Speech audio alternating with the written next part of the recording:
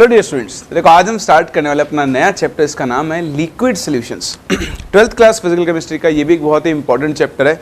हर साल जी में एक क्वेश्चन इससे पक्का है। बहुत आसान सा चैप्टर है, वो तो मैं हर चैप्टर के लिए कहता हूँ, खैर ऐसी बात नहीं, बट हाँ लेकिन ये एक्चुअली बहुत आसान चैप्टर है।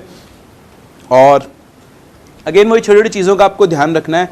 छोटी चीज़ों का आप ध्यान रखोगे तो आसानी से आप चैप्टर क्वेश्चंस को सॉल्व कर सकते हो। ठीक है, तो क्या क्या हम लोग इस चैप्टर के अंदर पढ़ने वाले हैं। देखो सबसे पहले तो हम बात करेंगे सॉल्यूशंस क्या होते हैं। चैप्टर का नाम ही लिक्विड सॉल्यूशंस है, तो बेसिकली हम यहाँ पर लिक्विड सॉल्यूशंस से डील कर रहे होंगे। उसके साथ इस चैप्टर का नाम और ऐड होता है कोलिगेटिव प्रॉपर्टीज़। यहाँ पर आप एक नई चीज़ सीखोगे जिनको हम बोलते हैं कोलिगेटिव प्रॉपर्टीज़। कोलिगेटिव प्रॉपर्टीज़ क्या होती है, कितने टाइप की होती है, कैसे हम उनको मेजर करते हैं, उनको कहाँ कहाँ हम लोग यूज़ करते हैं। ठीक है, बेसिकली चैप्टर दो ही पार्ट्स में डिवाइडेड है। एक आप पढ़ोगे नॉर्मल लिक्विड सॉल्यूशन की प्रॉपर्टीज़ और दूसरा आप डिस्कस करेंगे यहाँ पर कोलिगेटिव प्रॉपर्टीज़ और उनके एप्लीकेशंस को। तो बिना समय व्यर्थ किए हुए हम शुरू करते हैं अपने चैप्टर को, that is called liquid solutions. Since हम चैप्टर लिक्विड सॉल्यूशन पढ़ रहे हैं तो सबसे पहले हम बात करेंगे एक सॉल्यूशन के बारे में। ठीक, तो सॉल्यूशन क्या होता है। सॉल्यूशन बेसिकली एक होमोजीनियस मिक्सचर है। क्या है, solution is a homogeneous mixture. Homogeneous mixture containing two or more substances, या two or more components लिख लो, substances लिख लो। तो या दो से ज्यादा सॉल्यूशंस का अगर आप एक मिक्सचर दो से ज्यादा कंपोनेंट्स का अगर आप एक होमोजीनियस मिक्सचर बना रहे हो तो उसको हम लोग क्या बोलते हैं, सॉल्यूशन। देखो किसी भी सॉल्यूशन के मेनली दो पार्ट्स होते हैं, एक होता है सोल्यूट और दूसरा कौन होता है, सॉल्वेंट। ठीक, जैसा आप लोग बचपन से पढ़ते आए हो, सॉल्वेंट वो होता है जो जनरली ज़्यादा अमाउंट में प्रेजेंट होता है। लेकिन उसी के साथ साथ आपको एक पॉइंट और ऐड करना चाहिए कि सॉल्वेंट जनरली ज़्यादा अमाउंट में प्रेजेंट होता है, लेकिन सॉल्वेंट की जो फिजिकल स्टेट होती है वो फाइनल सॉल्यूशन की फिजिकल स्टेट के बराबर होती है। मतलब सॉल्वेंट ही सॉल्यूशन की फाइनल फिजिकल स्टेट को डिफाइन करेगा। जो फिजिकल स्टेट सॉल्वेंट की होगी सेम वही फिजिकल स्टेट किसकी होगी, सॉल्यूशन की भी होगी। अब एग्जांपल से बताता हूँ, आप पहले एक बार इसको लिख लें। सॉल्वेंट क्या होता है, विच इज जनरली या the component which is present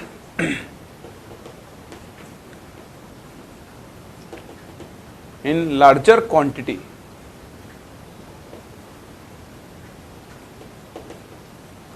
and has the same physical state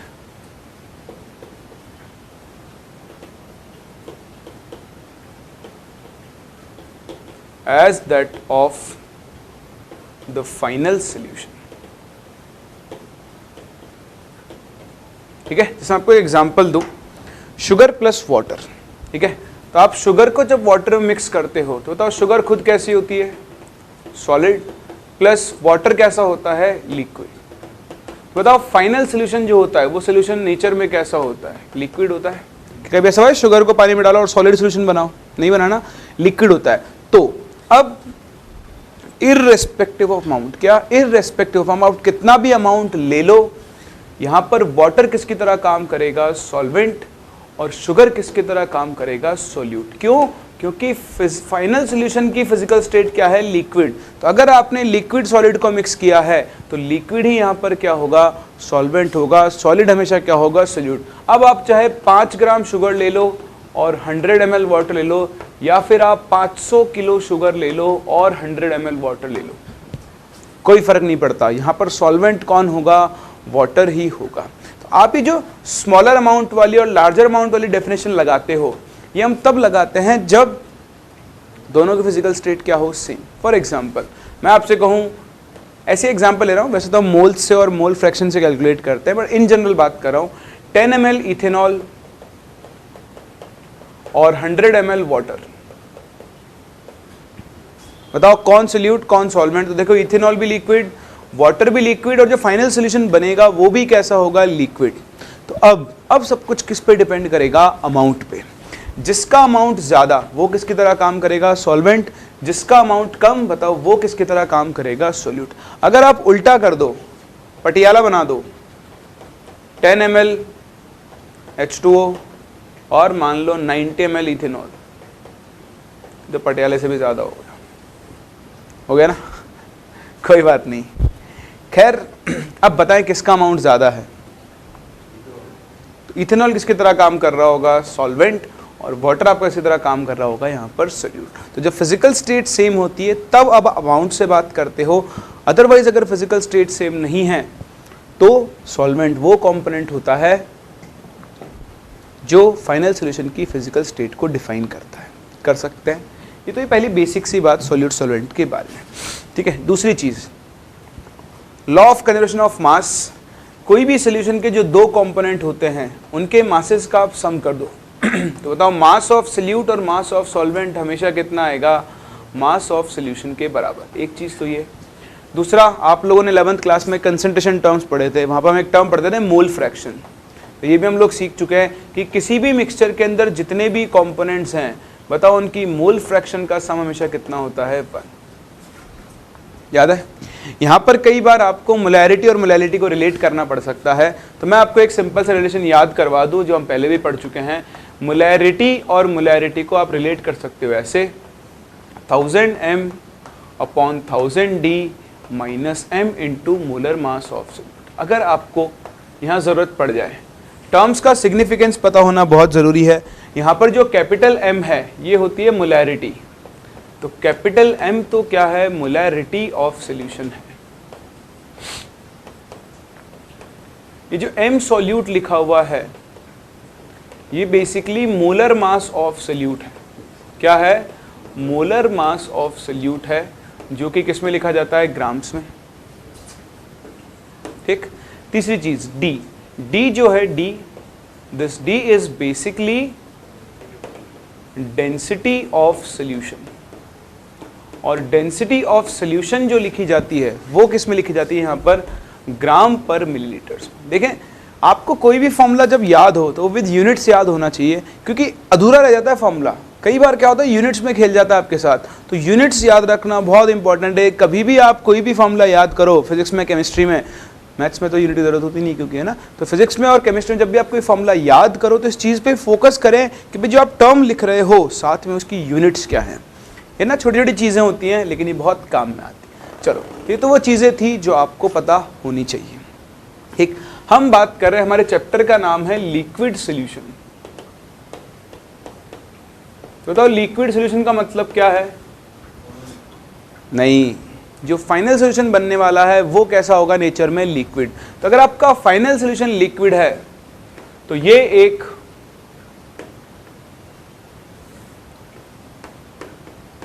अटल सत्य हो चुका है, ठीक, जिसको कोई नहीं टाल सकता कि यहाँ पर सॉल्वेंट कौन होगा, लिक्विड। और जो आपका सोल्यूट है वो सोल्यूट कुछ भी हो सकता है, सॉलिड भी हो सकता है, लिक्विड भी हो सकता है और गैस भी हो सकता है। समझ रहे बात को? तो लिक्विड है तो आप अमाउंट से डिसाइड कर लोगे। अब अगर सॉलिड है तो लिक्विड क्या होगा अपना यहाँ, सॉल्वेंट, और गैस है तो भी लिक्विड क्या होगा, सॉल्वेंट। अगर आपको एक चीज़ और ध्यान याद होगी, हम एक्वस सोल्यूशन टर्म यूज़ करते हैं, और ये तो गांव का बच्चा जानता है कि एक्वस का मतलब कौन होता है, सॉल्वेंट। यहाँ पर कौन होगा, वाटर होगा, ठीक। तो एक्वस सोल्यूशन भी लिक्विड सोल्यूशन की कैटेगरी में ही आएगा, बस उसका सॉल्वेंट यहाँ पर कौन होता है, वाटर होता है। ये तो थी इंट्रोडक्शन की बात, छोटी छोटी चीज़ें जो आपको पता होनी चाहिए। आओ स्टार्ट करते हैं अपने चैप्टर को। एक्चुअली सिंस हमें यहाँ पर लिक्विड सॉल्यूशंस को पढ़ना है, लिक्विड्स की प्रॉपर्टीज़ को डिस्कस करना हमारे लिए बहुत इंपॉर्टेंट हो जाता है। और किसी भी लिक्विड की जो सबसे इंपॉर्टेंट प्रॉपर्टी होती है वो होती है उसका वेपर प्रेशर। क्या होता है, वेपर प्रेशर। एक लिक्विड के वेपर प्रेशर को मॉनिटर करके, उसे मेजर करके आप एक लिक्विड की बहुत सारी प्रॉपर्टीज़ को डिफाइन कर सकते हो। इसलिए हमें सबसे पहले चैप्टर को शुरू, एक्चुअली अपना चैप्टर में भी वेपर प्रेशर का बहुत ज़्यादा यूज़ है, तो और डिस्कस करते हैं कि वेपर प्रेशर क्या होता है, क्यों हम उसे डिफाइन करते हैं, कैसे वो एग्जिस्टेंस में आया, कैसे हम उसे मेजर करते हैं और कैसे हम उसे इस चैप्टर के अंदर यूज़ करेंगे। तो आए हेडिंग डालें, vapour pressure of a liquid.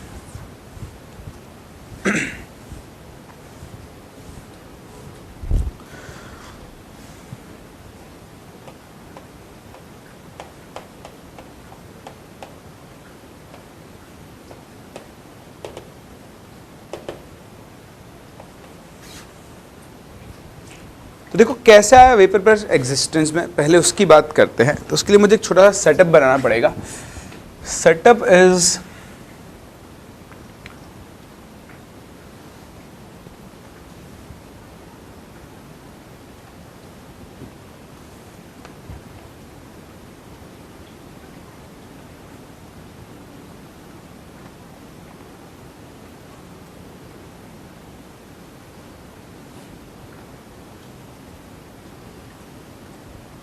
ठीक है, ये एक डिवाइस है।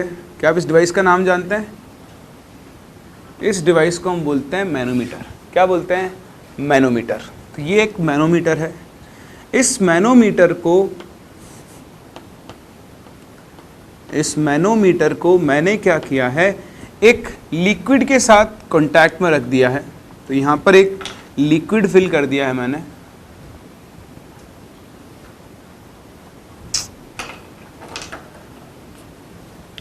ठीक है, तो ये आपका लिक्विड है। ठीक है, ये एक वॉलेटाइल लिक्विड है। क्या वॉलेटाइल लिक्विड का मतलब समझते हैं? वॉलेटाइल लिक्विड क्या होता है? जिसकी वेपर्स फॉर्म हो सकती हैं, उसे हम क्या बोलते हैं? एक वॉलेटाइल लिक्विड। तो एक वॉलेटाइल लिक्विड यहाँ रखा गया है, इसको ओपन कर दिया गया। शुरुआत में क्या रखा गया? दोनों साइड मरकरी कॉलम का जो था वो लेवल दोनों साइड क्या था? सेम। शुरुआत में जैसे मान लो आपने यहाँ पे एक नोजल लगा रखी है, नोजल बंद है, तो यहाँ पे दोनों side mercury column same height पर है। अब क्या किया आपने? थोड़ी नोजल को हटा दिया और थोड़ी देर के लिए सिस्टम को फ्री छोड़ दिया। थोड़ी देर के बाद जब आपने वापस आकर देखा तो एक्चुअली क्या हुआ, यहाँ से मरकरी कॉलम की हाइट में डिफरेंस आ चुका था। ये कॉलम थोड़ा नीचे शिफ्ट हो गया था और ये वाला कॉलम क्या हो गया था? थोड़ा ऊपर शिफ्ट हो गया। तो यहाँ पर दोनों जगह पर मरकरी कॉलम की हाइट में क्या आ रहा था? डिफरेंस आ रहा था। अब यहाँ तो यार एक लिक्विड रखा है, अगर यहाँ एक लिक्विड रखा है तो ये मरकरी कॉलम की हाइट में डिफरेंस क्या? एक और चीज़, डिफरेंस आकर कांस्टेंट हो गया था थोड़ी देर के बाद। ऐसा नहीं कि लगातार इंक्रीज हो रहा है, वो आकर क्या हो चुका था? कांस्टेंट हो चुका था। तो इसका रीज़न ढूंढने की कोशिश की गई कि आखिर ये डिफरेंस क्रिएट क्यों हो रहा है। तो उसका रीज़न छुपा हुआ था यहाँ पर। हुआ क्या कि भाई देखो, ये एक वॉलेटाइल लिक्विड है। अगर ये एक वॉलेटाइल लिक्विड है तो इसका मतलब यहाँ पर क्या इकट्ठा हुई होंगी? इसकी बहुत सारी वेपर्स अपने आप। कोई हीटिंग नहीं की है हमने भी, है ना, बस एक लिक्विड रखा हुआ है और अपने आप इसकी वेपर्स यहाँ पे इकट्ठा हुई तभी तो प्रेशर डिफरेंस क्रिएट हुआ। तो ये तो पक्का है कि यहाँ पर वेपर्स बन रही हैं, क्योंकि और कोई एयर गैस हमने यहाँ पे ऐड नहीं की। ये खाली था तो यहाँ पर वेपर क्रिएट हुई। वही वेपर चलकर यहाँ पर आई होंगी और उसी वेपर ने क्या किया होगा? यहाँ पर प्रेशर लगाया होगा। अब आप ध्यान से देखें, ठीक है, वेपर बन रही थी तो ये कॉलम का प्रेशर कांस्टेंट क्यों हो गया आगे? अगर वेपर्स बन रही हैं लगातार तो लगातार बन रही है, तो प्रेशर भी लगातार क्या होना चाहिए? बढ़ना चाहिए। मतलब कॉलम की हाइट में डिफरेंस कंटिन्यूसली क्या होता रहना चाहिए? चेंज होता रहना चाहिए। लेकिन वो क्या हो रहा है? कांस्टेंट हो रहा है। इसका मतलब अगर यहाँ पर ये कांस्टेंट हो रहा है, बताओ यहाँ प्रेशर, ये डिफरेंस कांस्टेंट कब होगा? जब इस डब्बे के अंदर प्रेजेंट ये जो वेपर मॉलिक्यूल्स हैं उनका अमाउंट भी क्या हो चुका होगा? कांस्टेंट। अगर वेपर मॉलिक्यूल्स का अमाउंट बदलता रहेगा, मान लो ये बढ़ता रहेगा तो प्रेशर डिफरेंस बढ़ना चाहिए। अगर ये कम होता रहेगा तो प्रेशर डिफरेंस क्या होना चाहिए? कम होना चाहिए। लेकिन वो एक फाइनल कांस्टेंट वैल्यू को अटेन कर रहा है। उसका रीजन क्या है? अगर हम सोचने की कोशिश करें, जैसे आपने पढ़ा हुआ होगा बचपन में, पर फिर भी इसका कांस्टेंट प्रेशर होने का रीजन क्या है? कि भाई देखो, लिक्विड वेपर में कन्वर्ट हो रहा है। अगर ये कंटेनर ओपन होता, क्या होता? ये कंटेनर अगर ओपन होता तो देखो क्या होता? सारे लिक्विड मॉलिक्यूल उड़ जाते हैं। अभी मैं और आपको एक वेपर पे एक्सप्लेन करूंगा, तब आपसे बात करूंगा, है ना। तो सारा लिक्विड ऊपर उड़ जाता, लेकिन अभी डब्बा क्या है आपका? क्लोज्ड है। तो ये जो मॉलिक्यूल्स होंगे ये इस कंटेनर की वॉल से टकरा कर वापस किस में कन्वर्ट हो रहे होंगे? लिक्विड में। इसका मतलब यहाँ पर सिर्फ ऐसा प्रोसेस नहीं हो रहा है कि लिक्विड वेपर में कन्वर्ट हो रहा है, साथ साथ वेपर्स भी वापस किस में कन्वर्ट हो रही हैं? लिक्विड में कन्वर्ट हो रही है। तो प्रेशर कांस्टेंट कब होगा? जब यहाँ पर जिस रेट से वेपरेशन हो रहा है, मतलब लिक्विड मॉलिक्यूल्स वेपर में कन्वर्ट हो रहे हैं, सेम उसी रेट से वापस से क्या हो रहा होगा?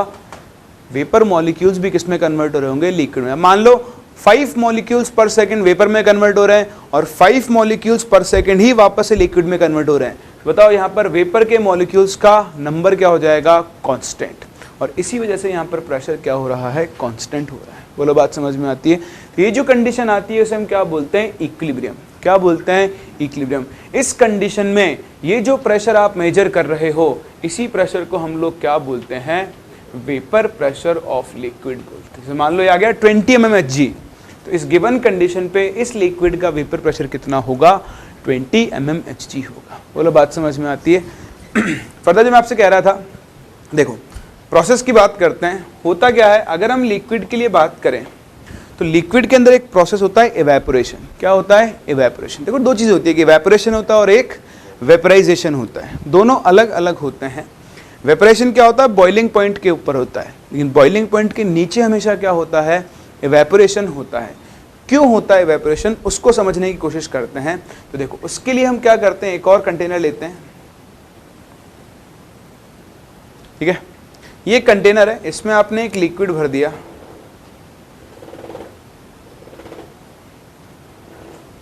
ठीक है। चलो, तो इस लिक्विड में बहुत सारे लिक्विड मॉलिक्यूल्स होंगे। मैं आपको दो लिक्विड मॉलिक्यूल दिखाने की कोशिश करता हूं। एक वो लिक्विड मॉलिक्यूल जो बिल्कुल बीच में है। जो लिक्विड मॉलिक्यूल बीच में है, बताओ उसको चारों तरफ से बाकी मॉलिक्यूल्स अपनी तरफ क्या कर रहे होंगे, अट्रैक्शन फोर्स लगा रहे होंगे। तो इसको हम बोलते हैं बल्क। क्या बोलते हैं, बल्क। तो जो मॉलिक्यूल बल्क में है उसके ऊपर तो चारों तरफ से अट्रैक्शन फोर्स क्या लग रहा है, सेम। अगर चारों तरफ सेम अट्रैक्शन फोर्स लग रहा है तो बताओ इस पर लगने वाला नेट फोर्स कितना होगा, 0 होगा। लेकिन वहीं अगर मैं एक मॉलिक्यूल की बात करूं जो इस लिक्विड की सरफेस पर प्रेजेंट है, ठीक है, तो इस सरफेस वाले मॉलिक्यूल के ऊपर क्या होगा, अट्रैक्शन फोर्सेस तो होंगे, लेकिन इसके ऊपर नेट अट्रैक्शन क्या होगा, 0 नहीं होगा। हाँ, इनके ऊपर डाउनवर्ड डायरेक्शन में अट्रैक्शन फोर्सेस लग रहे होंगे, ठीक है, लग रहे हैं। अब क्या होता है, जैसे गैस के अंदर होता है, जैसे गैस के अंदर होता है, सेम वैसे ही लिक्विड के अंदर होता है। आपने सीखा है कि गैस मॉलिक्यूल्स क्या होते हैं, रैंडमली इधर से इधर मूव करते रहते हैं। उनके पास एक गिवन टेम्परेचर पर एक सर्टेन काइनेटिक एनर्जी होती है। सेम चीज़ लिक्विड के लिए भी एप्लीकेबल है। लिक्विड के मॉलिक्यूल्स के पास भी एक गिवन टेम्परेचर पर कुछ ना कुछ अपनी काइनेटिक एनर्जी होती है। अब ये जो सरफेस वाले मॉलिक्यूल्स हैं ये आपस में कोलाइड भी कर रहे हैं। तो आपस में कोलाइड करते करते अगर कोलिजन की वजह से इसकी स्पीड बढ़ जाए, इसकी काइनेटिक एनर्जी इतनी बढ़ जाए कि वो इस अट्रैक्शन को ब्रेक करके कहाँ चला जाए, ऊपर। तो बताओ ये लिक्विड का एक मॉलिक्यूल ऊपर हवा में चला जाए, खाली जगह में, खाली जगह में जाते बताओ ये किस मॉलिक्यूल में कन्वर्ट हो जाएगा, वेपर में। अब अगर कंटेनर खुला हुआ है तो ये बाहर भाग जाएगा। जो काम ये कर रहा है वही काम बाकी दूसरे मॉलिक्यूल भी कर सकते हैं। जैसे इसकी जगह खाली होगी, दूसरे लिक्विड मॉलिक्यूल इसकी जगह पर आ जाएंगे और टकराकर अपनी वेलोसिटी को बढ़ाकर ये भी क्या हो सकते हैं, बाहर निकल सकते हैं। इस तरह से लिक्विड मॉलिक्यूल्स का अपने आप क्या होगा, बाहर वाले स्पेस में मूवमेंट शुरू हो जाएगा। अगर बाहर का स्पेस खाली है तो एक टाइम आएगा जब ये सारा लिक्विड उड़ चुका होगा। और ऐसा होता है, आप एक ग्लास में पानी भर के छोड़ जाओ एक रूम के अंदर, 4 दिन बाद आओ, ग्लास आपको बिल्कुल साफ नजर आएगा। साफ मतलब रेसिड्यूज रह जाएंगे, वो इम्प्योरिटीज़ हैं, लेकिन पानी आपको वहाँ पर नहीं मिलेगा। सारा पानी क्या हो चुका होगा, उड़ चुका होगा। क्यों? क्योंकि वाटर कैसा लिक्विड होता है, वॉलेटाइल लिक्विड होता है। तो आपने हीट वीट कुछ नहीं किया, ध्यान रखना, इवेपोरेशन के लिए हीट करने की ज़रूरत नहीं पड़ती है। तो ये प्रोसेस जो हो रहा है जहाँ पर लिक्विड मॉलिक्यूल्स अपनी काइनेटिक एनर्जी की वजह से लिक्विड के अट्रैक्शन फोर्स को ब्रेक करके वेपर मॉलिक्यूल्स में कन्वर्ट हो रहे हैं, इस प्रोसेस को हम लोग क्या बोलते हैं, इवेपोरेशन बोलते हैं। अगर हम इसी प्रोसेस को क्लोज्ड कंटेनर में करवाएं तो देखो अब मॉलिक्यूल्स बाहर एस्केप नहीं कर सकते, तो मॉलिक्यूल्स यहाँ पर इकट्ठा होना शुरू हो जाएंगे। एक सर्टेन नंबर ऑफ मॉलिक्यूल्स आने के बाद जब मॉलिक्यूल्स बहुत ज़्यादा हो गए तो मॉलिक्यूल्स क्या होंगे, कंटेनर की वॉल से भी कोलाइड करेंगे। और अगर मॉलिक्यूल्स कंटेनर की वॉल से कोलाइड करेंगे तो कोलिजन के बाद क्या होंगे, अपनी एनर्जी लूज करेंगे और कंडेंस होकर किसमें कन्वर्ट होना शुरू हो जाएंगे, लिक्विड के अंदर। तो इस प्रोसेस को हम लोग क्या बोलते हैं, कंडेंसेशन। क्या बोलते हैं, कंडेंसेशन। ये जो आपका प्रोसेस था, इस प्रोसेस को हम लोग क्या बोलते हैं, इवेपोरेशन। तो जब किसी लिक्विड कि हम वेपर प्रेशर की बात कर रहे हैं तो वहाँ पे दोनों प्रोसेस चल रहे होते हैं, इवेपोरेशन भी चल रहा होता है और कंडेंसेशन भी चल रहा होता है। और जब इक्विलिब्रियम आता है, बताओ तब इवेपोरेशन की रेट और कंडेंसेशन की रेट क्या हो जाती है, सेम। तो आओ पहले जितना मैंने आपको समझाया वो सब लिखते हैं, उसके बाद फिर हम लोग आगे वेपर प्रेशर की बात करेंगे। तो सबसे पहली चीज़ आप यहाँ पर बोल सकते हैं कि like gases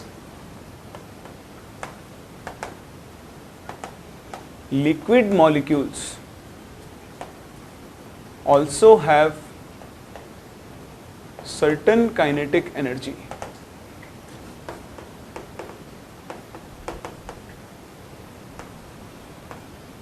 at a given temperature.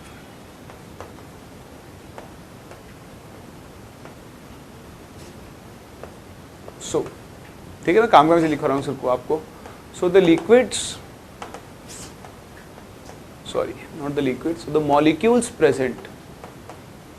So the molecules present at the surface of the liquid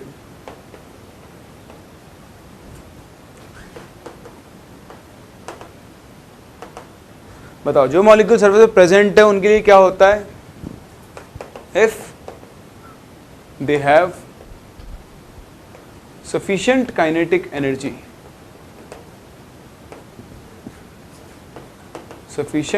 energy, they can break the attraction force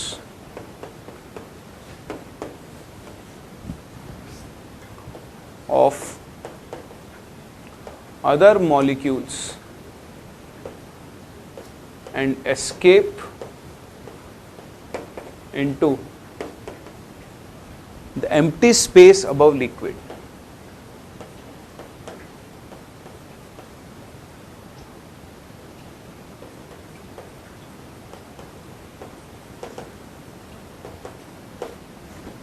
और बताओ, ऐसे ऊपर चले जाएंगे, किसमें कन्वर्ट हो जाएंगे?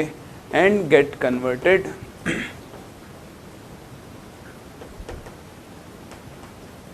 इनटू किसके अंदर? वेपर्स के अंदर ये convert and get converted into vapours. तो ये जो आपका प्रोसेस होता है, इसी प्रोसेस को हम क्या बोलते हैं? इवेपोरेशन बोलते हैं. This process is called evaporation.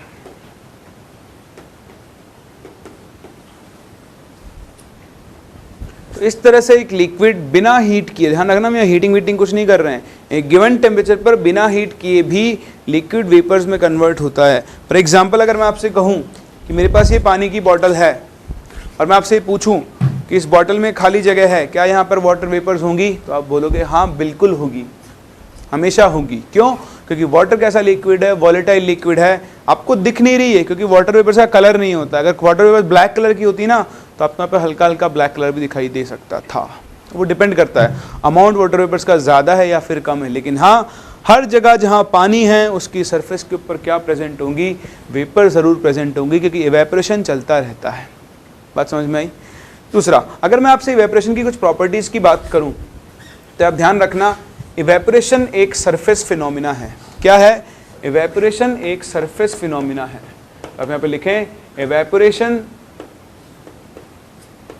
is a surface phenomena.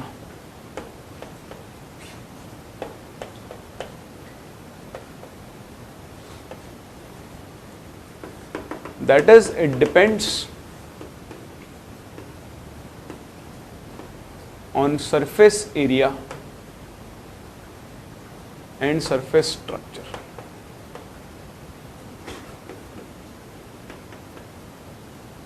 ठीक, देखो क्या, जैसे मैं एक वेसल लूं इस शेप की, ठीक, एक वेसल लूं मैं इस शेप की, यहां पर भी 5 लीटर पानी भर दूं, यहां पर भी 5 लीटर पानी भर दूं. बताओ कहां इवेपोरेशन ज्यादा हो रहा होगा? क्यों? क्योंकि यहां पर सरफेस एरिया एक्सपोज्ड क्या है? ज्यादा वाटर मॉलिक्यूल्स यहां से भागकर कहां निकल सकते हैं? बाहर निकल सकते हैं. तो आप ध्यान रखना, इवेपोरेशन एक सरफेस फिनोमिना है. सरफेस स्ट्रक्चर बदलेगी, सरफेस एरिया बदलेगा, तो साथ में क्या होती है? इवेपोरेशन की रेट भी क्या होती है? बदलती है. जितना ज़्यादा सरफेस एरिया एक्सपोज्ड होगा, बताओ इवेपोरेशन की रेट भी क्या होगी? उतनी ही ज़्यादा होगी. समझ में आता है? तो ये थी आपकी इवेपोरेशन की रेट. कोई डाउट? चलो, इवेपोरेशन की रेट हो गई है. अब हम बात करते हैं अपने अगले पार्ट की, दैट इज कंडेंसेशन. मैंने इवेपोरेशन आपको समझा दिया, इवेपोरेशन क्यों हो रहा है. आप एक और चीज लिख सकते हो, टेम्परेचर के साथ डिपेंडेंस. इवेपोरेशन क्या होगा? टेम्परेचर के साथ साथ इंक्रीज होगा. क्या होगा? इंक्रीज होगा. क्यों? क्योंकि जैसे जैसे आप टेम्परेचर बढ़ाओगे, लिक्विड मॉलिक्यूल्स की काइनेटिक एनर्जी बढ़ेगी. अगर उनकी काइनेटिक एनर्जी बढ़ेगी तो साथ में इवेपोरेशन की रेट भी क्या होगी? बढ़ेगी. तो evaporation increases evaporation increases with increase in temperature.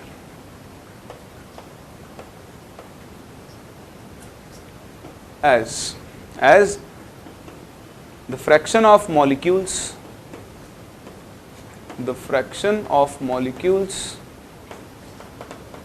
with high kinetic energy increases. आपको याद है आपने गैसेस के अंदर वो मैक्सवेल्स डिस्ट्रीब्यूशन कर्व पढ़ा था, ऐसा वाला। तो जैसे हम टेम्परेचर बढ़ाते हैं उन मॉलिक्यूल्स का नंबर बढ़ता जाता है जिनके पास हाई काइनेटिक एनर्जी होती है। तो अगर हाई काइनेटिक एनर्जी वाले मॉलिक्यूल्स बढ़ेंगे तो वो सरफेस फोर्स को आसानी से ब्रेक कर सकते हैं, तो वो वेपर्स ज़्यादा भी फॉर्म कर सकते हैं। तो आप ध्यान रखना, वैसे तो कभी पूछा नहीं गया है लेकिन पूछा जा सकता है, इवेपोरेशन टेम्परेचर के साथ क्यों बढ़ता है। उसका रीज़न सिर्फ इतना नहीं है कि काइनेटिक एनर्जी बढ़ती है, उसका रीज़न इतना है कि उन मॉलिक्यूल्स का नंबर बढ़ जाता है जो सरफेस फोर्स को ब्रेक करके कहाँ निकल सकते हैं, बाहर निकल सकते हैं। तो this was all about evaporation. सबसे पहली चीज़ तो आपको ये पता होनी चाहिए। क्लियर? कॉपी करें, फिर हम वापस चलते हुए डायग्राम पे कंडेंसेशन की बात करते हैं और फिर वहाँ से डिफाइन करेंगे वेपर प्रेशर को। किसको? वेपर प्रेशर को।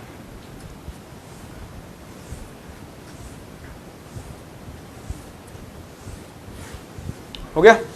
चलो, तो देखो अब हम बात करते हैं किसकी, अपने वेपर प्रेशर की। वेपर प्रेशर को कैसे डिफाइन कर रहे हैं।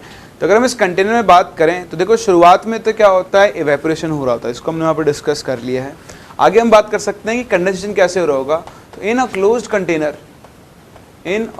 Container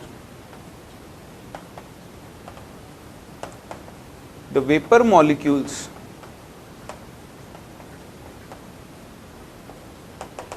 will collide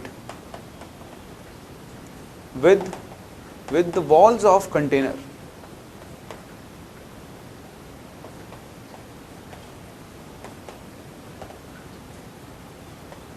and will get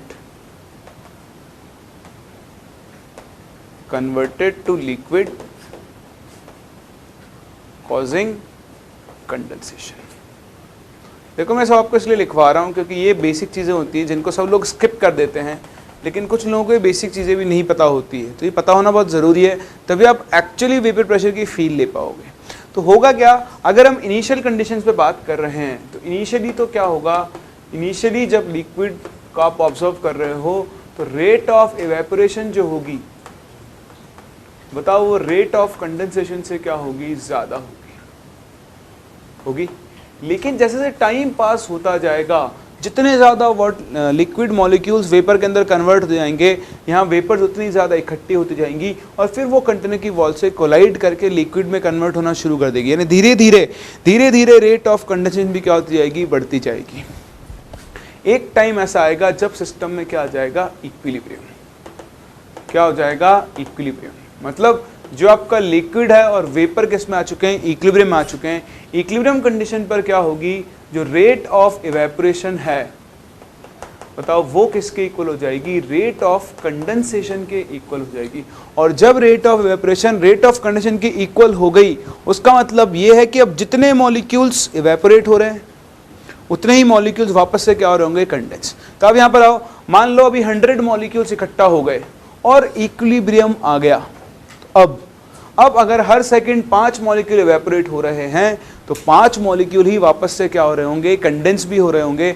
मतलब इस लिक्विड की सरफेस पर इन वेपर मॉलिक्यूल्स का अमाउंट क्या हो चुका होगा, कांस्टेंट हो चुका होगा। और इस कंडीशन में ये इसकी सरफेस पर जो प्रेशर लगाएगा, उस प्रेशर को हम लोग क्या बोलेंगे, वेपर प्रेशर बोलेंगे। तो बहुत काम की चीज़, अगर आप एक लिक्विड के वेपर प्रेशर को डिफाइन कर रहे हो तो वो सिर्फ कहाँ पर डिफाइंड होगा, इक्विलिब्रियम पर। जब तक इक्विलिब्रियम मेंटेन नहीं होगा तब तक हम वेपर प्रेशर की बात नहीं करते हैं। इस चीज़ को आप बहुत सारे चैप्टर में यूज़ करते हो, थर्मोडायनेमिक्स में यूज़ करते हो, यहाँ तो आप यूज़ करोगे, केमिकल इक्विलिब्रियम भी यूज़ करते हो। वेपर प्रेशर आप डिफाइन कर रहे हो, मतलब आपका लिक्विड और वेपर हमेशा किस में एग्जिस्ट करेंगे, उस टाइम पर इक्विलिब्रियम में एग्जिस्ट कर रहे होंगे। तो at equilibrium evaporation equal to हो जाएगा कंडेंसेशन। दैट इज, यहाँ से हम एक चीज़ ऑब्जर्व कर सकते हैं कि the amount of vapour over the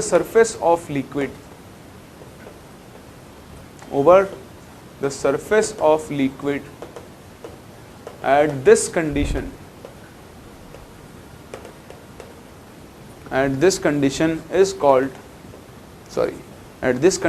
will be constant, and the pressure applied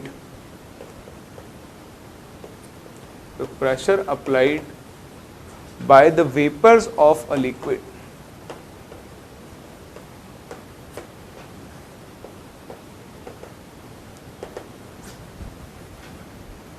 over its surface at equilibrium condition is called vapor pressure. इस कंडीशन में लिक्विड की सरफेस पर उसकी वेपर जो प्रेशर लगाएंगी उसी को हम लोग क्या बोलते हैं, वेपर प्रेशर बोलते हैं। तो आप वेपर प्रेशर को सिंपली डिफाइन कर सकते हो, it is the pressure exerted by the vapours of a liquid over its surface at equilibrium. जब लिक्विड और वेपर दोनों एक साथ इक्विलिब्रियम में एग्जिस्ट कर रहे होंगे तो उस कंडीशन पर वो जो कांस्टेंट अमाउंट ऑफ वेपर है जो लिक्विड के सरफेस पर प्रेशर लगा रहा है उसी को हम लोग क्या बोलते हैं, उसका वेपर प्रेशर बोलते हैं, जिसको यहाँ पर ये मैनोमीटर मेजर करके दिखा रहे हैं। तो सबसे पहले तो आपको ये पता होना चाहिए कि भैया वेपर प्रेशर क्या होता है। चलो समझ में आ गया। चलो वेपर प्रेशर समझ में आ गया तो फिर आपको वेपर प्रेशर की कुछ प्रॉपर्टीज पता होनी चाहिए। तो कॉपी करो, फिर इसकी प्रॉपर्टीज को डिस्कस करते हैं।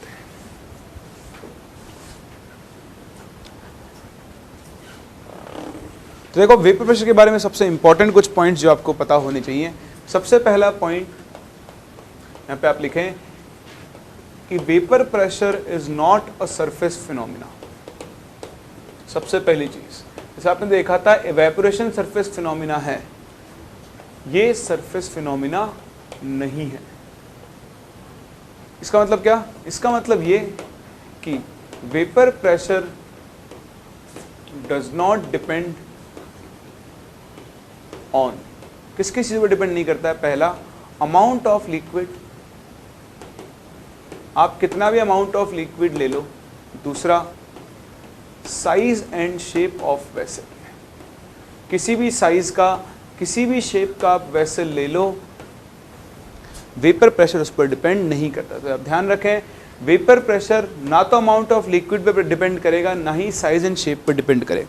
तो फिर ये डिपेंड किस पे करेगा? करता है डिपेंड, ये डिपेंड करता है, इट डिपेंड्स ऑन, सारी चीज़ें फिर एक साथ समझाता हूँ। देखो मैं आपको, इट डिपेंड्स ऑन, पहला nature of liquid, nature of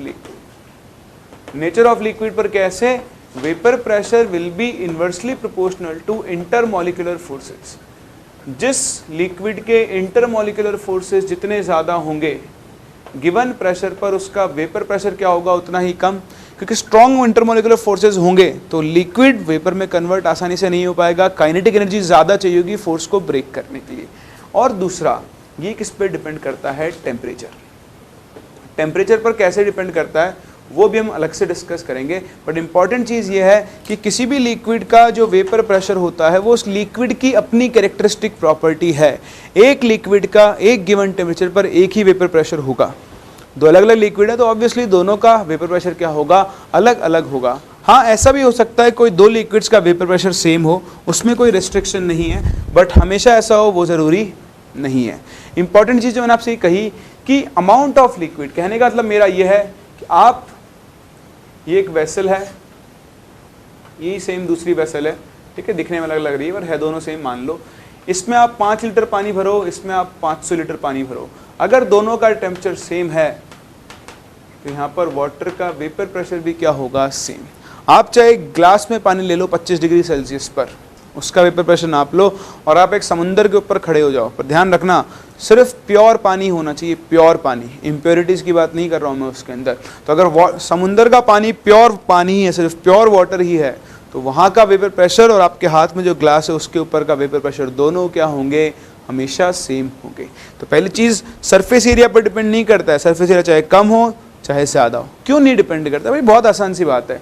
अगर आप देखो ये लिक्विड, जैसे भी तो अमाउंट की बात कर रहे हैं हम, ठीक, तो अमाउंट आप देखोगे तो है क्या? अमाउंट कितना भी भर लो, अब ऐसा है कि वो तो है ना, फैलेगा तो सही पानी पूरा, तो जितना इवेपोरेशन हो रहा होगा जितनी स्पीड से, उतनी स्पीड से वापस से क्या होगा, आपका कंडेंसेशन भी होगा। तो इक्विलिब्रियम क्या होगा, उसी रेट से अटेन होगा।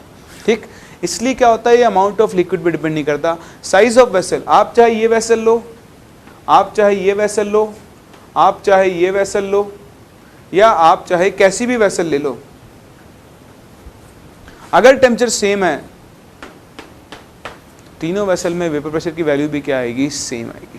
तो ना तो ये अमाउंट ऑफ लिक्विड पे डिपेंड करता है, ना ही साइज और शेप ऑफ वेसल पे डिपेंड करता है। ठीक है, साइज और शेप कैसे, एक आपने चिन्नू सी वेसल ले ली इतनी सी, और एक आपने बड़ी सारी वेसल ले ली, ले लो। अगर टेम्परेचर सेम है तो यहाँ पर और यहाँ पर वाटर का वेपर प्रेशर क्या आएगा, सेम। क्यों, देखो यहाँ वेपर्स जैसे कंडेंस बंद किया आपने, तो यहाँ पर इवेपोरेशन क्या हो रहा होगा, ज़्यादा। तो अगर इवेपोरेशन ज़्यादा हो रहा होगा तो कंडेंसेशन भी क्या हो रहा होगा, ज़्यादा। यहाँ पर सरफेस एरिया एक्सपोज कम है तो इवेपोरेशन क्या हो रहा होगा, कम, तो कंडेंसेशन भी क्या हो रहा होगा, कम। अल्टीमेटली जब इक्विलिब्रियम आएगा सेम टेम्परेचर पर, तो वेपर प्रेशर की वैल्यू भी क्या आने वाली है, सेम। तो इस बात का आप ध्यान रखें, इनसे आपसे डायरेक्ट क्वेश्चन कहीं ना कहीं पूछे जा सकते हैं।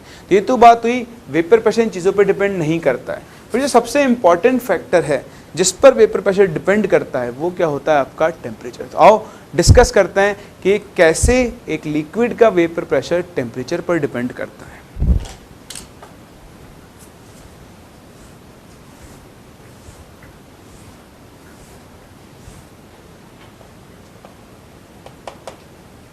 तो देखिए, variation of vapour pressure of liquid with temperature. और इसे हम एक इक्वेशन के नाम से जानते हैं, इसको हम बोलते हैं क्लॉसियस क्लैपेरॉन इक्वेशन। ठीक है, तो बहुत आसान होता है ये, उसको अपन डिराइव करते हैं। डिराइव करने के लिए आपको क्या करना पड़ेगा, आप देखो वेपरेशन जो हो रहा है इस प्रोसेस में एक्चुअली क्या हो रहा है। जब हम वेपर प्रेशर की बात कर रहे हैं तो एक लिक्विड है वो अपनी वेपर में कन्वर्ट हो रहा है, और हम जब वेपर प्रेशर आ गए, जब वेपर प्रेशर को डिफाइन कर रहे हैं तो हम कहाँ की बात कर रहे हैं, इक्विलिब्रियम की बात कर रहे हैं। तो कुछ चीज़ें पहले मैं आपको सामने से कैलकुलेट करा दूँ इस प्रोसेस के लिए। आप एक लिक्विड को गैस में बदल रहे हो, बताओ इस रिएक्शन का जो एंथैल्पी चेंज होगा उसे हम लोग क्या बोलेंगे, डेल्टा एच वेपरेशन। सीखा आपने थर्मोडायनेमिक्स के अंदर। दूसरा बताओ, इस रिएक्शन के लिए, एक रिएक्शन के लिए ना हम वॉल्यूम चेंज कैलकुलेट करते हैं, डेल्टा वी। क्या कैलकुलेट करेंगे, डेल्टा वी। बताओ इस रिएक्शन के लिए डेल्टा वी किसके इक्वल होगा, volume of x gas minus volume of x liquid. अगर हम सेम कंडीशंस पे बात करें, एट सेम कंडीशंस, बताओ सेम कंडीशन पर लिक्विड और वॉल्यूम में से कौन ज़्यादा वॉल्यूम ऑक्यूपाई करेगा, गैस। अगर मैं आपसे 1 मोल वाटर बोलूँ और 1 मोल स्टीम बोलूँ तो बताओ कौन सेम कंडीशन पे 25 डिग्री सेल्सियस पर स्टीम जो वॉल्यूम ऑक्यूपाई करेगी वो ज़्यादा होगा एज कंपेयर टू लिक्विड। तो हम ये जानते हैं कि वॉल्यूम ऑफ गैस क्या होता है, वॉल्यूम ऑफ लिक्विड से बहुत ज़्यादा होता है। इसलिए इस रिएक्शन में हम लिक्विड के वॉल्यूम को क्या कर सकते हैं, नेगलेक्ट। जैसे ही नेगलेक्ट करेंगे, बताओ इस रिएक्शन के लिए डेल्टा वी की वैल्यू किसके इक्वल हो जाएगी, वॉल्यूम ऑफ गैस के, जिसको हम RT अपॉन P लिख सकते हैं। फॉर 1 मोल गैस अज्यूमिंग कौन सा बिहेवियर, आइडल बिहेवियर। सही है। तो अगर हम आइडल बिहेवियर कंसीडर कर लें तो आइडल बिहेवियर के हिसाब से हम इस गैस का वॉल्यूम RT अपॉन P लिख सकते हैं। कोई दिक्कत है आपको यहाँ तक? चलो, ये करने के बाद अब हम चलते हैं थर्मोडायनेमिक्स के पास। किसके पास, थर्मोडायनेमिक्स के पास। तो देखो, हमने जब थर्मोडायनेमिक्स पढ़ी थी, मैंने आपको ये इक्वेशन याद रखने को कहा था। हमने इलेक्ट्रोकेमिस्ट्री में इसको थोड़ा सा यूज़ किया था कि किसी भी सिस्टम के लिए आप dg इज इक्वल्स टू क्या लिख सकते हो, VdP माइनस SdT। यहाँ पर G होती है गिब्स फ्री एनर्जी, V होता है कौन, volume, P pressure, S entropy और T टेम्परेचर। अगर हम इक्विलिब्रियम की बात कर रहे हैं, बताओ इक्विलिब्रियम पर dg कितना हो जाता है, 0। जैसे dg 0 होगा, बताओ VdP किसके इक्वल हो जाएगा, SdT होगा। अब आप ध्यान दें, मैंने आपको थर्मोडायनेमिक्स में ये भी सिखाया था, अगर आपको नहीं पता हो तो ध्यान रखना। ये एक रिएक्शन है, एक रिएक्शन के लिए एंट्रोपी नहीं होती है, एक रिएक्शन के लिए होती है चेंज इन एंट्रोपी। क्या डिफाइन होती है, चेंज इन एंट्रोपी। तो अगर हम एक रिएक्शन के लिए बात कर रहे हैं तो किसी भी रिएक्शन के लिए एंट्रोपी नहीं होता एस, बल्कि क्या होता है डेल्टा एस। सेम इसी तरह, अच्छा बताओ मैं आपसे पूछूं इस रिएक्शन का वॉल्यूम कितना होगा, तो रिएक्शन का भी वॉल्यूम थोड़ी होगा, क्या होगा रिएक्शन में, तो वॉल्यूम चेंज होगा। जब रिएक्टेंट किस में कन्वर्ट हो रहा है, प्रोडक्ट में, तो वॉल्यूम क्या होगा, चेंज। ऐसे ही हम V की जगह क्या लिखेंगे, डेल्टा V। जैसे आप ये दोनों वैल्यूज यहाँ प्लेस करते हो तो आप देखें delta V into D P, बताओ किसके इक्वल हो जाएगा, डेल्टा S इंटू टी, और लिख सकता हूँ। तो आप यहाँ से sorry delta S into D T, तो आप क्या करो ऐसे कर लो, D P upon D T को आप क्या लिख सकते हो, delta S upon delta V। बोले यहाँ तक कोई डाउट है, समझ में आ रहा है आपको? अगर आपको समझ में आ रहा है तो अब हम बात करते हैं डेल्टा एच की। देखो इस प्रोसेस के लिए डेल्टा एच वेपरेशन आपको दिया हुआ है, तो जो डेल्टा एस होगा बताओ वो किसके इक्वल होगा, डेल्टा एच अपॉन टी के। ये भी हमें थोड़ा इसके अंदर सीखा था। जैसे ही आप इस वैल्यू को यहाँ रखो और बताओ डेल्टा वी तो आपने भी कैलकुलेट किया ही है, वो किसके इक्वल होगा, आर टी अपॉन पी के। जैसे आप ये दोनों वैल्यूज यहाँ रखते हो, बताओ dp अपॉन dt किसके इक्वल आ जाएगा, तो डेल्टा से आप लिखोगे डेल्टा h अपॉन t और डेल्टा v की जगह लिखोगे rt अपॉन p। तो देखो इक्वेशन को अरेंज करो तो आपको मिलेगा dp अपॉन dt किसके इक्वल आ गया, p into delta h upon R T square के। कैसे ये वेरिएबल्स को सेपरेट करें तो देखें dp upon p is equals to क्या बन जाएगा, delta H upon R T square. अब आप दोनों साइड्स को इंटीग्रेट करो, ठीक है, तो इंटीग्रेट करेंगे तो P1 से P2 इसको इंटीग्रेट करेंगे और T1 से T2 इसको इंटीग्रेट करेंगे। तो बताओ dp ऑफ P क्या होता है, ln P तो कहाँ से कहाँ तक हो गया, P1 से P2 तक। और बताओ इसको आप इंटीग्रेट करोगे तो डेल्टा एच अपॉन आर तो आ गया कॉमन, और बताओ 1 अपॉन टी स्क्वायर का इंटीग्रेशन क्या होता है, -1 upon T from limit T1 to T2। जैसे आप यहाँ पर लिमिट्स लगाकर लिखोगे बताओ इक्वेशन क्या बनेगा, ln P2 upon P1 is equals to delta H upon R into 1 upon T1 minus 1 upon T2। या फिर आप लॉग को ln को नेचुरल लॉग को log द बेस 10 में कन्वर्ट करो तो इक्वेशन क्या बन जाएगा, log the base 10 P2 upon P1 is equals to delta H upon 2.303 R into 1 upon T1 minus 1 upon T2। यार ये इक्वेशन तो कुछ देखा देखा सा लग रहा है। सेम ऐसे इक्वेशन हमने कहाँ पे पढ़ा था, इक्विलिब्रियम के अंदर भी पढ़ा था, तो अभी आता हूँ उसके ऊपर भी। बट हाल फिलहाल ये आपके पास एक फाइनल इक्वेशन है जिसे हम क्लॉसियस-कैपरॉन इक्वेशन के नाम से जानते हैं। क्लॉसियस-कैपरॉन एग्जैक्टली ये नहीं है, क्लॉसियस-कैपरॉन इक्वेशन तो ये है, लेकिन सिंस इसी से हमने इसको डिराइव किया है इसलिए हम इसको भी क्लॉसियस-कैपरॉन इक्वेशन बोल देते हैं। बात समझ में आ रही है? तो सबसे इंपॉर्टेंट चीज़, किसी भी लिक्विड का टेम्परेचर बदलने पर उसका वेपर प्रेशर कैसे बदल रहा है, उस वेरिएशन को हम यहाँ से डिस्कस कर सकते हैं। इस पर एक बहुत ही अच्छे टाइप ऑफ न्यूमेरिकल्स बनते हैं, वो भी हम डिस्कस करेंगे। उससे पहले मुझे कुछ और डिफाइन करना होगा, तो ये याद रख लोगे। अगर आपको याद नहीं है तो इसको याद रखने का एक और तरीका है, क्योंकि ये वाला जो मेथड है थोड़ा सा डिफिकल्ट लगता है लोगों को।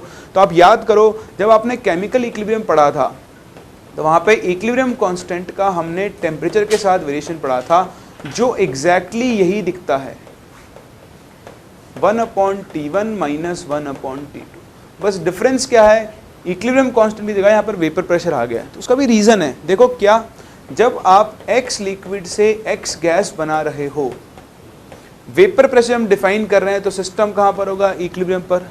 अगर मैं इस रिएक्शन के लिए इक्विलिब्रियम कांस्टेंट लिखूं Kp, क्योंकि गैस फेज रिएक्शन है, तो Kp किसके इक्वल होगा, प्रेशर ऑफ X गैस के। लिक्विड का एक्टिव मास तो हम कितना लेकर चलते हैं, 1। तो अगर Kp pressure of X gas के बराबर है तो आप बताओ वेपर प्रेशर क्या होता है, वेपर के थ्रू लिक्विड के ऊपर लगाया गया प्रेशर। तो basically pressure of X gas vapour pressure of X के बराबर ही होगा, जो कि कितना होगा, P। बस आप कुछ नहीं करो, T2 टेम्परेचर पर इक्विलिब्रियम कांस्टेंट है K2, इक्विलिब्रियम कांस्टेंट को हम वेपर प्रेशर से रिप्लेस करेंगे तो ये बन जाएगा P2, ये बन जाएगा P1, इसको हम बोलेंगे डेल्टा H वेपराइजेशन, क्योंकि X लिक्विड जब गैस में जा रहा है तो वेपराइज हो रहा है, और यहाँ से आप देखो वही इक्वेशन वापस से ऑब्टेन कर सकते। तो कैसे भी करो, डेरिवेशन ऐसा जितना इंपॉर्टेंट नहीं है जितना आपका ये इक्वेशन और इसको यूज़ करना इंपॉर्टेंट है। तो आप इसे कॉपी करें। इसके बाद हम बात करते हैं बॉइलिंग पॉइंट की, कि बॉइलिंग पॉइंट ऑफ लिक्विड क्या होता है, और उसके बाद मैं आपको करवाऊंगा एक न्यूमेरिकल जो इस कंसेप्ट को यूज़ करता है। कॉपी करें, फिर हम लोग आगे बढ़ते हैं।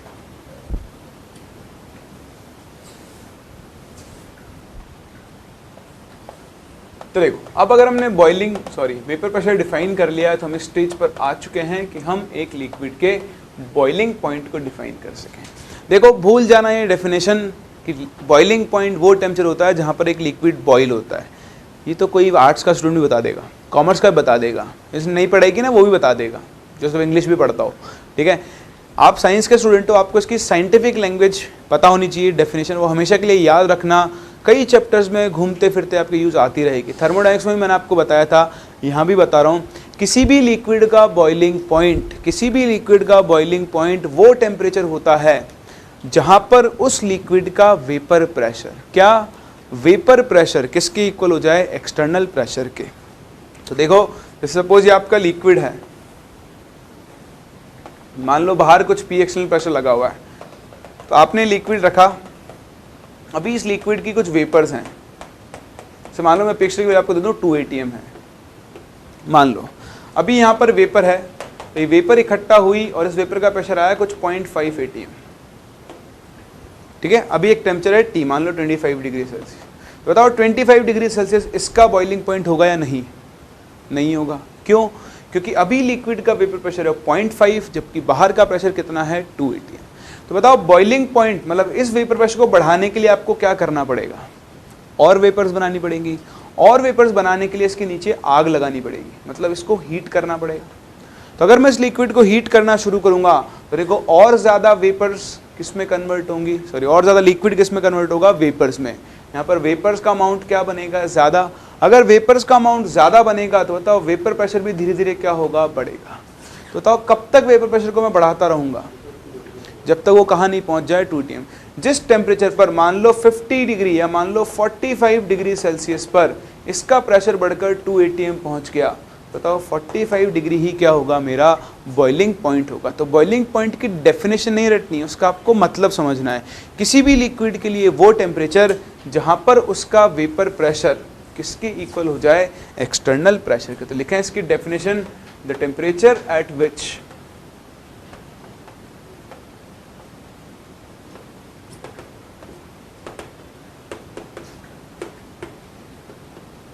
the vapor pressure of a liquid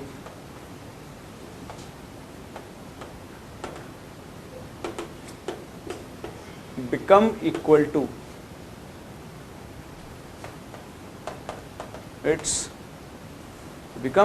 to external pressure। ठीक है, कुछ लोग इसको सिर्फ एटमॉस्फेरिक प्रेशर बोल देते हैं। नहीं, एटमॉस्फेरिक प्रेशर ना बोलें आप, तो क्या बोलोगे, हमेशा एक्सटर्नल प्रेशर बोलोगे। तो अगर लिक्विड का वेपर प्रेशर एक्सटर्नल प्रेशर के बराबर हो जाए तो उस टेम्परेचर को हम क्या बोलते हैं, उसका बॉइलिंग पॉइंट बोलते हैं। 2 तरह के बॉइलिंग पॉइंट होते हैं, एक होता है स्टैंडर्ड बॉइलिंग पॉइंट। क्या होता है, स्टैंडर्ड बॉइलिंग पॉइंट, और दूसरा होता है नॉर्मल बॉइलिंग पॉइंट। देखो क्या डिफरेंस होता है स्टैंडर्ड बॉइलिंग पॉइंट और नॉर्मल बॉइलिंग पॉइंट में। मैं जैसे बता रहा हूँ उसका अपने को उल्टा याद रखना होगा। उल्टा कैसे, अभी बताता हूँ। देखो, स्टैंडर्ड बॉइलिंग पॉइंट वो होता है जहाँ पर P एक्सटर्नल किसके इक्वल होता है, 1 बार। मतलब जो आपका वेपर प्रेशर है लिक्विड का वो किसके इक्वल हो जाए, अगर 1 बार के इक्वल हो जाए तो उसे हम क्या बोलते हैं, उसका standard boiling point. Normal boiling point में P एक्सटर्नल कितना होगा, 1 ATM, और लिक्विड का वेपर प्रेशर भी कितना होगा, 1 ATM। तो आप इसे उल्टा याद रखें। अगर किसी लिक्विड का standard boiling point 100 degree Celsius है, इसका मतलब 100 डिग्री सेल्सियस पर उसका वेपर प्रेशर कितना होगा, 1 बार होगा। सेम इसी तरह अगर किसी लिक्विड का boiling point, normal boiling point मान लो 30 डिग्री सेल्सियस है, तो मैंने बोला लिक्विड ए है, इसका normal boiling point 30 degree Celsius है, तो बस इतना बोल दिया, मतलब आपको उस लिक्विड का वेपर प्रेशर पता है। बताओ कितना होगा, 1 ATM होगा। तो अगर आपको लिक्विड का बॉइलिंग पॉइंट पता है तो उस कंडीशन पे आपको इनडायरेक्टली उसका वेपर प्रेशर भी क्या होगा पता होगा। उस कंडीशन में उसका वेपर प्रेशर बताओ हमेशा किसके बराबर होगा, एक्सटर्नल प्रेशर के बराबर होगा, अगर आपने टर्म बॉइलिंग पॉइंट यूज कर लिया है तो। फर्दर बॉइलिंग पॉइंट की और जो छोटी मोटी प्रॉपर्टीज हैं वो हम इनऑर्गेनिक में पढ़ चुके हैं। जिस लिक्विड के मॉलिक्यूल्स के बीच में इंटरमॉलिक्यूलर फोर्सेस जितने ज़्यादा होंगे उसका बॉइलिंग पॉइंट भी क्या होगा उतना ही ज़्यादा। लेकिन एक और बहुत ही इंपॉर्टेंट चीज़ है जो आपको बॉइलिंग पॉइंट के बारे में पता होनी चाहिए और वो रटनी नहीं है, समझें। समझना क्या है, देखो ये एक लिक्विड था, सेम वही लिक्विड मैंने दूसरे कंटेनर में भी लिया, ठीक है। यहाँ पे एक पिस्टन लगा दिया और इस पिस्टन का प्रेशर रखा 1 atm, ठीक है। अभी मान लो टेम्परेचर है कुछ T1, यहाँ पे लिक्विड भरा हुआ है और यहाँ पर लिक्विड की वेपर्स होंगी, और बताओ अभी मान लो कि वेपर प्रेशर 1 atm के बराबर है, ठीक है। तो बॉइलिंग पॉइंट पर हुआ। अब मैंने क्या किया, इस बाहर के प्रेशर को बढ़ा दिया और बाहर के प्रेशर को बढ़ाकर मैंने कर दिया 5 atm। बताओ वेपर का प्रेशर तो अब भी कितना था, 1 atm। जैसे आपने बाहर का प्रेशर बदल दिया, बताओ क्या अब T1 इसका बॉइलिंग पॉइंट कहलाएगा? इस कंडीशन में तो T1 इसका नॉर्मल बॉइलिंग पॉइंट था, क्योंकि अंदर और बाहर दोनों का प्रेशर क्या हो चुका था, 1 atm हो चुका था। लेकिन अगर अब मैं PXL को बढ़ा दूं तो बताओ क्या ये बॉइलिंग पॉइंट कहलाएगा?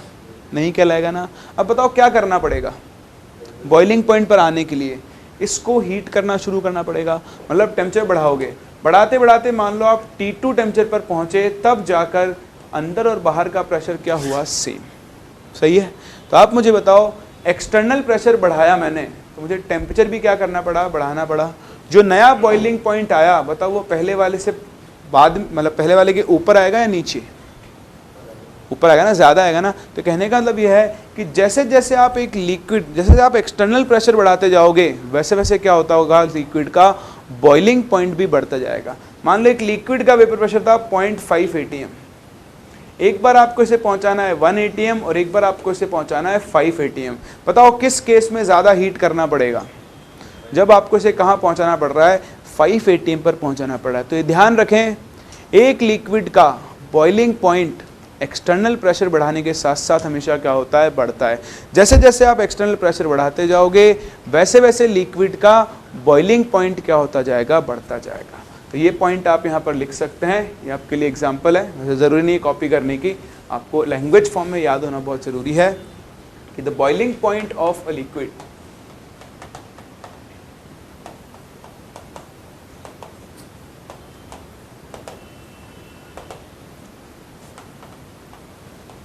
increases with increase in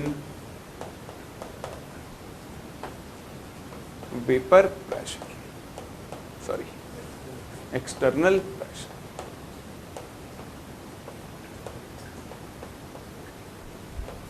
ठीक, तो जैसे एक्सटर्नल प्रेशर बढ़ता जाएगा वैसे वैसे लिक्विड का क्या होगा, बॉइलिंग पॉइंट भी बढ़ता जाएगा।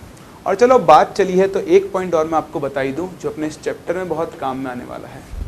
आप ध्यान देना कि मैंने PXL को तो कर दिया फिक्स 1 atm, ठीक है। लिक्विड अपने पास एक लिक्विड, उस लिक्विड का वेपर प्रेशर था मान लो 0.5 atm।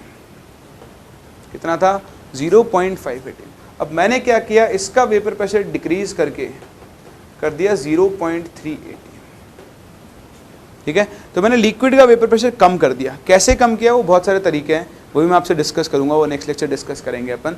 तो 0.5 atm था, 0.3 atm कर दिया। अभी तो आप ये देखो कि सेम लिक्विड का वेपर प्रेशर आपने डिक्रीज कर दिया। बताओ बॉइलिंग पॉइंट पर क्या फ़र्क पड़ेगा? बताओ किस केस में बॉइलिंग पॉइंट ज़्यादा होगा, 0.3 वाले में या 0.5 वाले में? 0.3 वाले में। 0.3 वाले को 1 तक पहुंचाने के लिए आपको ज़्यादा हीट करना पड़ेगा, जबकि 0.5 वाले को 1 तक पहुंचाने के लिए आपको क्या करना पड़ेगा, कम हीट करना पड़ेगा। तो ये भी एक बहुत काम की चीज़ है जो आपके इस चैप्टर में काम में आएगी कि as vapour pressure of a liquid decreases, its boiling point will increase। है, तो जैसे जैसे इस किसी भी लिक्विड का वेपर प्रेशर कम होता जाएगा, वो कम क्यों होगा, चलो वो भी डिस्कस ही कर लेते हैं। काल करे जो आज कर, आज जो करना है वो अभी कर लेते हैं ताकि सारी चीज़ें क्लियर हो जाए आपको। तो अगर एक लिक्विड का वेपर प्रेशर डिक्रीज हो रहा है तो उसका बॉइलिंग पॉइंट क्या हो रहा होगा, इंक्रीज हो रहा होगा। अब एक लिक्विड का वेपर प्रेशर डिक्रीज कैसे हो सकता है, तो आप देखें बहुत सिंपल सा फंडा है। ये एक लिक्विड है, पानी है, मान लो पानी। पानी में मैंने क्या किया, एक नॉन वॉलेटाइल सोल्यूट ऐड कर दिया। क्या ऐड कर दिया, नॉन वॉलेटाइल सोल्यूट। तो नाम से लग रहा है नॉन वॉलेटाइल, जिसकी वेपर्स फॉर्म नहीं होंगी। तो क्या होगा, पहले देखो, अब दो केस देखना, ये पानी है जिसमें नॉन वॉलेटाइल सोल्यूट है, और ये पानी है जिसमें कोई सोल्यूट नहीं है, ये आपके पास प्योर वाटर है। तो देखो प्योर वाटर में क्या होगा, इस सरफेस पर सिर्फ और सिर्फ कौन से मॉलिक्यूल्स होंगे, प्योर वाटर मॉलिक्यूल्स होंगे, और ये एस्केप करके कहाँ पर जा रहे होंगे, खाली जगह में ना, कंटेनर के जस्ट ऊपर। लेकिन अगर आपके पास यहाँ नॉन वोलेटाइल सोल्यूट है, तो बताओ सरफेस के ऊपर सिर्फ वाटर मॉलिक्यूल्स ही होंगे या उनके साथ दूसरे मॉलिक्यूल्स भी हो सकते हैं। देखो यहाँ पर क्या होंगे, सोल्यूट के मॉलिक्यूल्स आ जाएंगे। अब ये जो सोल्यूट के मॉलिक्यूल्स आएंगे, ये कुछ एरिया ऑक्यूपाई कर लेंगे। तो अब जो यहाँ पर देखो पूरा सरफेस एरिया जो एक्सपोज्ड है, उसमें सारे वाटर मॉलिक्यूल्स हैं। लेकिन ये कैसा है, नॉन वोलेटाइल, मतलब इसके मॉलिक्यूल्स बाहर नहीं भाग सकते। तो अब जो नंबर ऑफ वाटर मॉलिक्यूल्स यहाँ से एस्केप कर रहे होंगे, बताओ उनका नंबर क्या हो चुका होगा, कम हो चुका होगा। बताओ अगर इनका नंबर कम हो चुका होगा तो यहाँ पर लिक्विड का वेपर प्रेशर भी क्या आएगा, कम। तो सेम टेम्परेचर पर अगर आप एक प्योर लिक्विड में एक नॉन वोलेटाइल सोल्यूट ऐड कर दो, तो जो वेपर प्रेशर आएगा वो हमेशा क्या आएगा, कम आएगा। क्यों कम आएगा, क्योंकि कुछ एरिया किसने ऑक्यूपाई कर लिया होगा, नॉन वोलेटाइल सोल्यूट ने ऑक्यूपाई कर लिया। अब ध्यान रखना, on adding a non-volatile solute to a pure volatile liquid यानी solvent, its vapor pressure decreases and hence its boiling point will क्या होगा, तो ये प्रॉपर्टी मैं काम में लूंगा जब मैं आपको कोलिगेटिव प्रॉपर्टीज पढ़ाऊंगा तब। बट हाल फिलहाल आप ध्यान रख सकते हैं कि अगर आप एक प्योर सॉल्वेंट में एक नॉन वोलेटाइल सोल्यूट ऐड करो तो उसका वेपर प्रेशर क्या होता है, डिक्रीज, और अगर उसका वेपर प्रेशर डिक्रीज होगा तो उसका बॉइलिंग पॉइंट क्या होगा, इंक्रीज। इसका आप रीजन लिख सकते हैं एज द सोल्यूट मॉलिक्यूल्स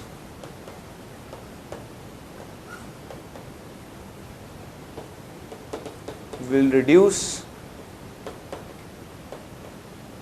या will occupy, लिख लो अगर आप, the surface and will reduce the number of solvent molecules which can evaporate। ठीक है, तो जितनी सरफेस से इवेपोरेशन हो सकता था उस सरफेस को इसने क्या कर दिया है, कम कर दिया है। इसलिए क्या होगा, आपका वेपर प्रेशर डिक्रीज होता है। ये थी कहानी एक लिक्विड के लिए वेपर प्रेशर की बॉइलिंग पॉइंट की। आप देखो मैंने हर एक चीज़ यहाँ पे कवर की, आपको समझाई है। पूरा लेक्चर मैंने इसीलिए डिवोट किया है कि सबसे पहले आप बेसिक चीज़ समझ पाओ कि भाई वेपर प्रेशर क्या होता है, बॉइलिंग पॉइंट क्या होता है, वेपर प्रेशर वेरी कैसे करेगा, वेपर प्रेशर के साथ साथ बॉइलिंग पॉइंट कैसे वेरी करेगा। तो ये लेक्चर बहुत इंपॉर्टेंट है, इन पॉइंट्स को आप ध्यान से अच्छे से रिवाइज करें। और एक क्वेश्चन, तो क्वेश्चन मैं आपको होमवर्क पे दे रहा हूँ, आप ट्राई करें। नेक्स्ट लेक्चर हम क्या करेंगे, उसको डिस्कस करेंगे। पहले आप ये कॉपी करो, फिर हम लोग बात करते हैं अपने क्वेश्चन के बारे में।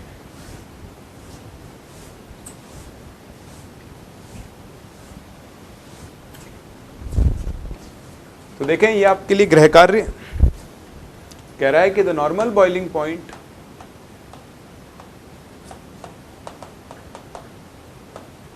Of water is 373 kelvin. ठीक, कह रहा है कि vapour pressure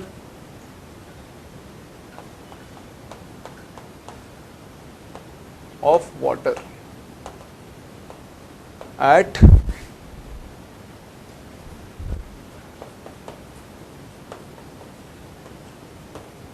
temperature T is T Kelvin ले लो is 19 millimeters of Hg। कह रहा है if enthalpy of evaporation delta H evaporation of water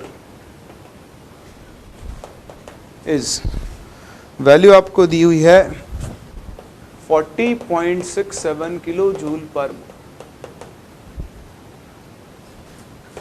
then